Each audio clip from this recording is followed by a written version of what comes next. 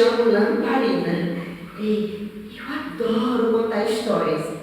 Vocês gostam de ouvir histórias? Posso contar uma? Só uma? Posso? Posso! Então lá vai, crianças.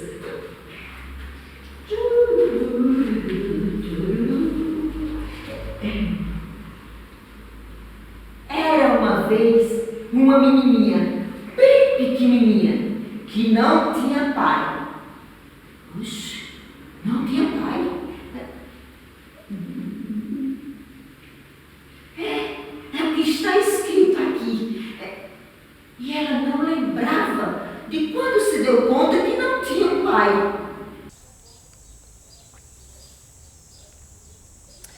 A minha infância no sítio foi uma infância muito bonita. Eu costumo dizer, apesar das dificuldades, foi uma infância que eu sempre fui uma menina de brincar muito, de imaginar muito.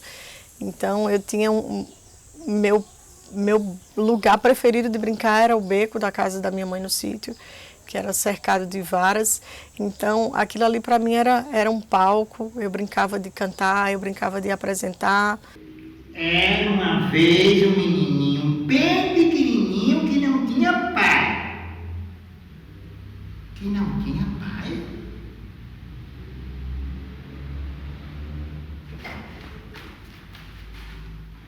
É isso mesmo. Ele nem se lembra de quando se deu conta que não tinha um pai. Eu acho que isso é lá no início da infância mesmo, por ver pais, famílias, né, de amigos de escola, amigos de rua, essas coisas. Então eu acho que eu começo a enxergar isso e vejo que isso não, que no meu caso é diferente.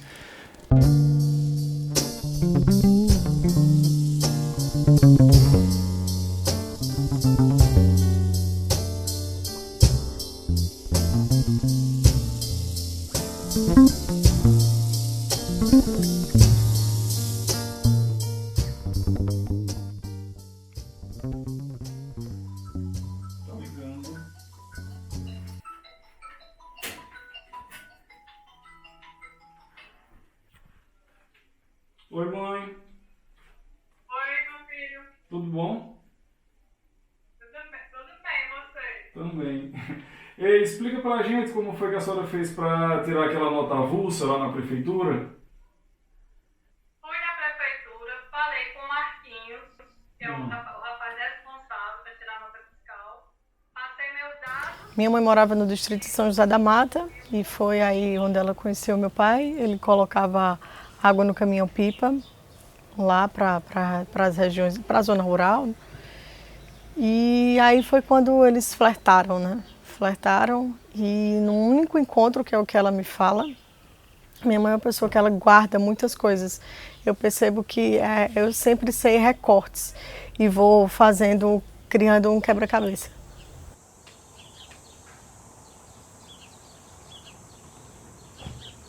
Ela é aquela pessoa que cuidou, que fez de tudo, que em situações muito difíceis, como ela já passou mesmo, das maiores adversidades que você possa imaginar da vida, ela sempre colocou os filhos em primeiro lugar. Sendo que na mesma medida que ela, isso tudo e o passado, como por exemplo o pai da minha irmã, que minha irmã também não chegou nem a conhecer o pai, minha irmã mais velha, e no meu caso, é como se refletisse, olhassem para a gente e lembrassem de tudo que passou. A minha mãe foi solteira a vida toda. Ela conhecia os ricos, ela tinha uma loja, né? Conhecia os ricos que queriam adotar crianças e os pobres que queriam doar também. Há mais de 30 anos não tinha essa burocracia, era dado. Feito um gatinho, um cachorrinho, um menininho.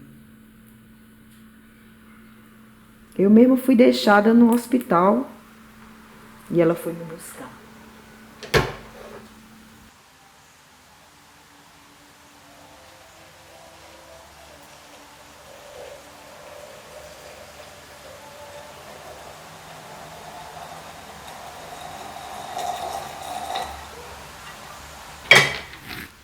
Mesmo ele não fazendo parte da constelação familiar, eu sempre soube quem ele era. No domingo, Salete me dava banho. Eu sempre a chamei pelo nome. Aí ela se arrumava toda e meu pai vinha buscar a gente para almoçar. Ele levava a gente num restaurante bem conhecido, que ele gostava de ir.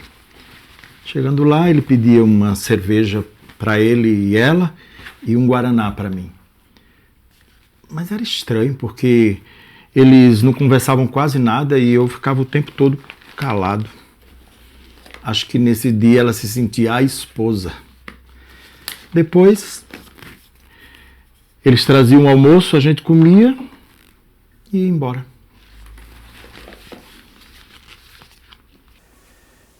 Minha família era gigantesca. Era composta por primos, tios, tias, minha mãe, meu avô e minha avó. Eram uns 8 ou 9 pessoas habitando o mesmo espaço, dividindo situações, enfim. Talvez num certo momento da adolescência tenha passado na minha cabeça que ele significasse uma figura de proteção. Alguém a quem eu pudesse recorrer num momento de grande necessidade. Mas não foi nada tão impactante, não. Talvez porque eu tivesse ele como uma figura paterna simbólica, que não tem outro parâmetro, não tinha nada para comparar. Meu pai só veio me reconhecer judicialmente como filha aos 12 anos. E eu lembro que mãe falava, sempre pedia isso a ele, mãe sempre pedia e ele dizia que sempre ia, sempre ia. E no meu caso, mãe de colocar isso, dizia para eu pedir. Aí eu vivia pedindo, o presente do aniversário seria isso. Pai, o senhor me registra? Diga aí. Eu pedia isso para ele. Eu vejo que há um esforço de ambos para estabelecer essa relação pai e filho. Eu sei que ele me vê como filho. A gente demora muito a se ver assim, embora ele mora em Campina, viaje muito, que ele é caminhoneiro. Mas é uma relação que a gente, toda vez que se encontra, a gente é como se esforçasse cada um para apresentar o melhor da gente. A casa em que eu cresci, né, os primeiros anos assim da infância era uma casa cheia, né, porque morávamos eu, a minha mãe, meu avô, minha avó e 3 tias minhas, né.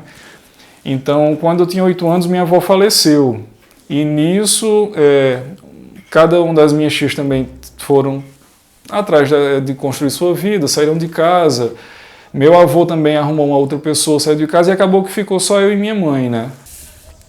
Minha mãe teve primeiro a minha irmã, né? Ela foi noiva de um cara que sumiu, abandonou, então ela teve minha irmã. Depois de 7 anos ela engravidou de mim, ela morava só. O pai da minha mãe era um homem super ignorante, machista, muito conservador. Então ele não aceitou, minha mãe foi morar na rua, conseguiu um lugar para alugar. Então ela se virou cuidando das unhas das mulheres. Meu pai não ficou sabendo que minha mãe engravidou de mim. Depois ela conversando com a irmã do meu pai, que morava também em São José da Mata, e ela fazia unha e tal, eu acho que ela falou alguma coisa, ou as pessoas cogitaram que meu pai tivesse ficado com a minha mãe. E aí ela me levou, disse, não, Fátima, eu acho que você tem que...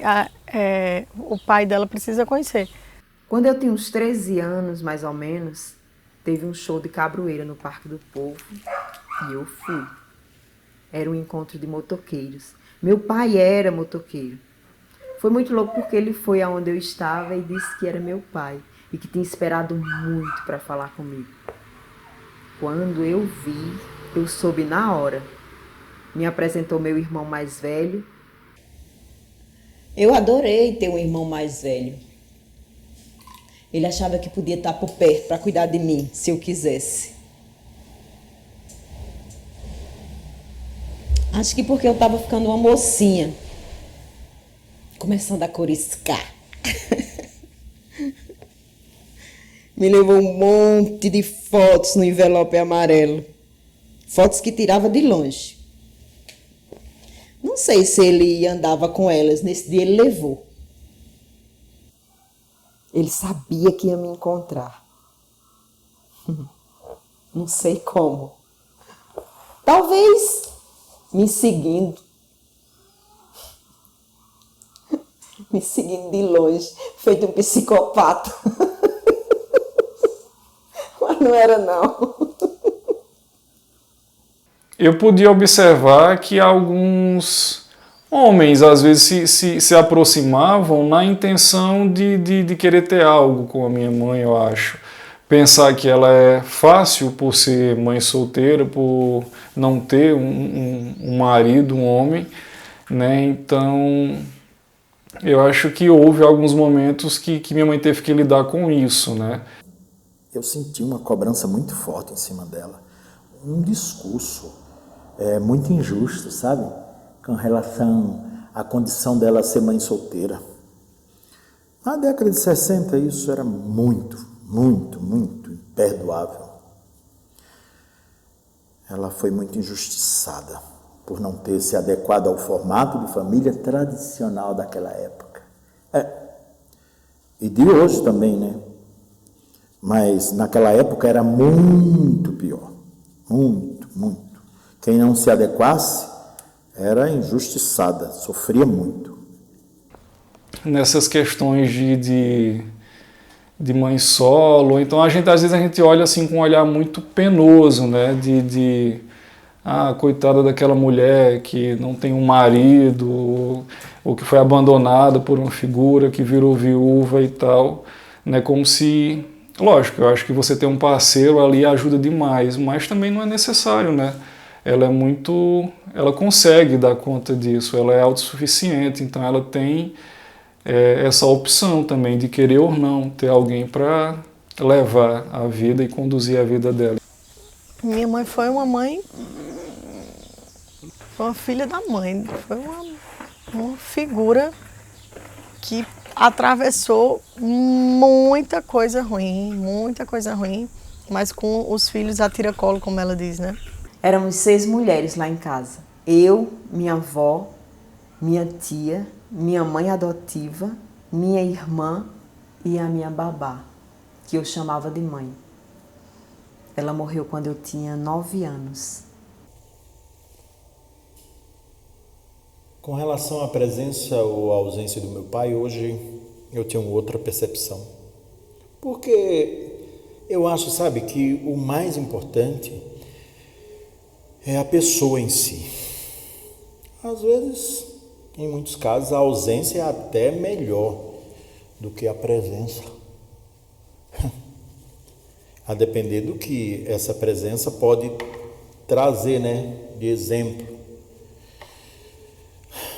Com relação à afetividade, sintonia, essas coisas.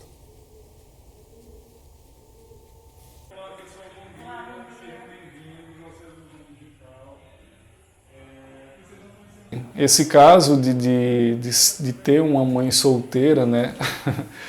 Eu acho que isso não é algo particular da minha mãe, né, nessa história. Minha mãe é a filha mais velha de mais 4 irmãs. Dessas 4, hoje eu acho que só tem 2 casadas, né? Uma também foi produção independente, que se garantiu muito bem na criação da filha dela, da minha prima. Acho que tem uma história parecida com a da minha mãe e de sucesso, porque soube criar um ser maravilhoso, que é a minha prima. Tem outra também que ficou viúva, né, com 2 filhos pequenos e também teve que se virar.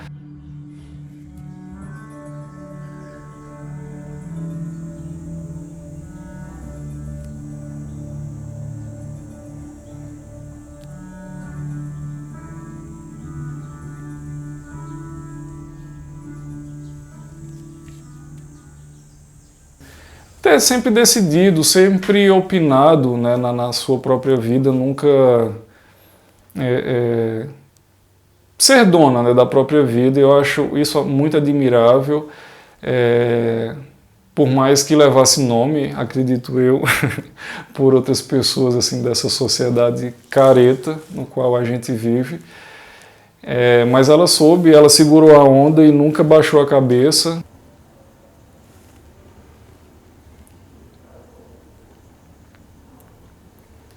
Mas foi esse rebolo todo que me ajudou a escolher a minha família.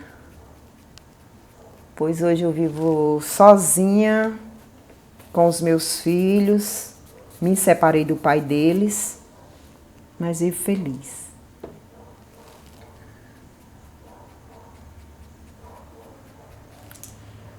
Quando eu amo os meus amigos, sinto que também podem ser da minha família.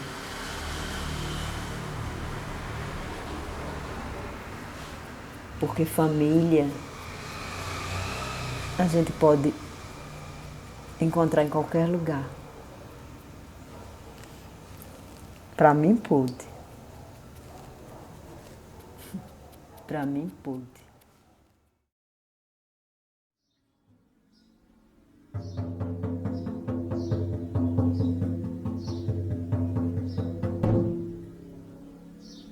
Eu vim do corpo da minha mãe, ela me deu semente boa, nutriu meu corpo, espalhe bênção. Eu vim do corpo da minha mãe, ela me deu semente boa, nutri meu corpo, se espalha em bênçãos, sou plantadeira de semente boa.